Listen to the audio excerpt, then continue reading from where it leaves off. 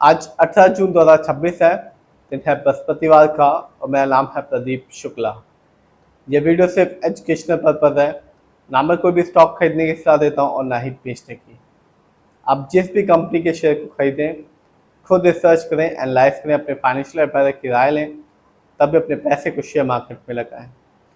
मैं आज बात करने वाला हूँ किर्लोस्कर फेरस इंडस्ट्रीज के बारे में, क्योंकि इस कंपनी ने अभी एक्सचेंज को बताया कि कंपनी को यूके के क्लाइंट से 13.5 मिलियन का एक नया ऑर्डर मिला है। और बता दूं, इस ऑर्डर को जो पूरा करना है, शिपमेंट को जो पूरा किया जाना है, वो है 15 अगस्त 2026 तक।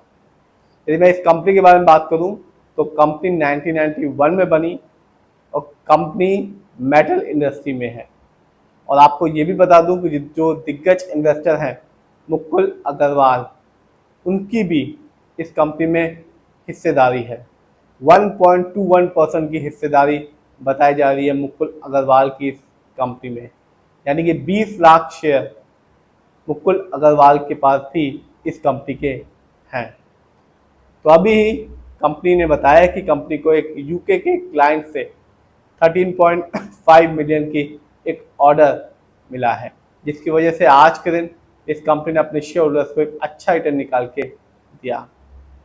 आज की बात करूं तो आज इस कंपनी का शेयर प्राइस है 473 रुपीज 70 पैसे का। और आज इस कंपनी जब 3:30 बजे मार्केट बंद हुआ तो इस कंपनी ने रिटर्न दिया 6.62% का। इसका रीजन बता चुका हूं। कंपनी ने एक्सचेंज को बताया कि कंपनी को एक यूके के क्लाइंट से 13.5 मिलियन का एक ऑर्डर मिला है, जिसकी वजह से इस कंपनी ने आज के दिन 6.62% का निकाल के दिया।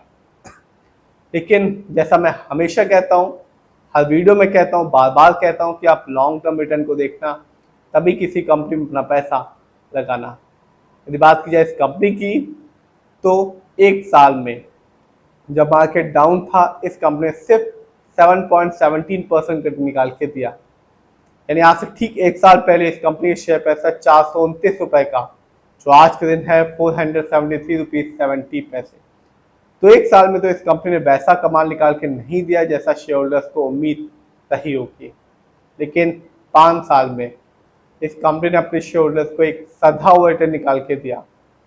इस कंपनी ने 5 साल में अपने शेयर होल्डर्स को मालामाल तो नहीं किया, लेकिन निराश भी नहीं किया। इस कंपनी का जो रिटर्न था 5 साल में वो था 101% का।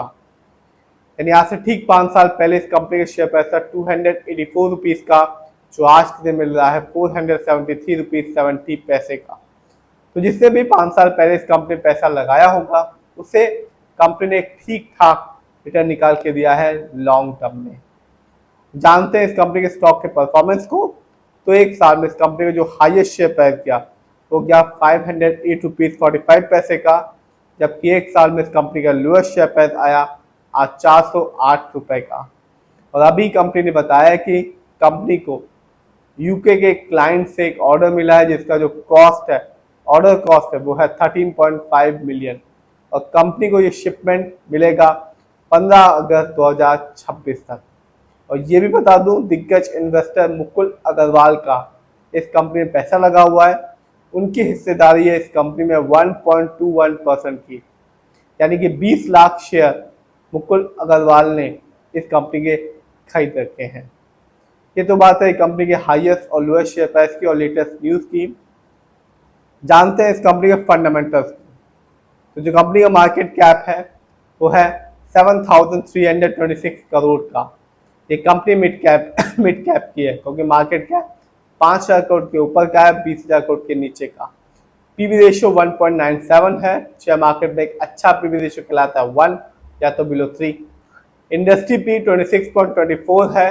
शेयर मार्केट में एक अच्छा इंडस्ट्री पी कहलाता है 20 से लेकर 25 के बीच में। ये बताता है कि जो कंपनी के स्टॉक है मार्केट में कैसा परफॉर्म कर रहा है। क्या वो बहुत ज़्यादा महंगा तो नहीं हो गया, क्या वो बहुत ज़्यादा सस्ता तो नहीं हो गया शेयर मार्केट में। डेप्ट टू इक्विटी 0.28 है। आप भी देख सकते हैं इस कंपनी पर लोन कर्ज नहीं है। इस कंपनी का आरओई है 9.64% का। शेयर मार्केट में एक अच्छा आरओई कहलाता है 15% से लेकर 20% के बीच में। और जब जब भी आप किसी कंपनी के फंडामेंटल्स को देखें तो आरओई जरूर देखें, क्योंकि बताता है कंपनी कैसे आपके पैसे को इस्तेमाल कर रही है।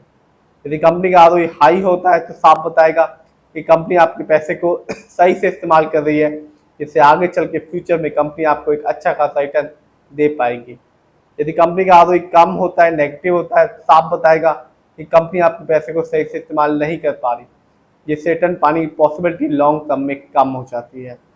इस कंपनी का ईपीएस है 21.69 का, कम है क्योंकि शेयर मार्केट में एक अच्छा ईपीएस कहलाता है 80 और उससे ज़्यादा का। ये बताता है कंपनी लास्ट 12 महीने में कितना कमाया। इस कंपनी का डिविडेंड यील्ड है 0.68% का। शेयर मार्केट में एक अच्छा डिविडेंड यील्ड कहलाता है 2% से लेकर 6% के बीच में, और हाई डिविडेंड यील्ड हमेशा अच्छा माना जाता है। इस कंपनी का बुक वैल्यू है 225.07 और कंपनी का फेस वैल्यू है 5। जानते हैं किसका कितना पैसा इस कंपनी में लगा हुआ है, यानी कि शेयर होल्डिंग पैटर्न को। प्रमोटर यानी कि इस कंपनी के ओनर्स, जिनका पैसा इस कंपनी में लगा हुआ है 50.80% का। रिटेलर्स यानी कि हम लोग का पैसा इस कंपनी में लगा हुआ है 34.84% का।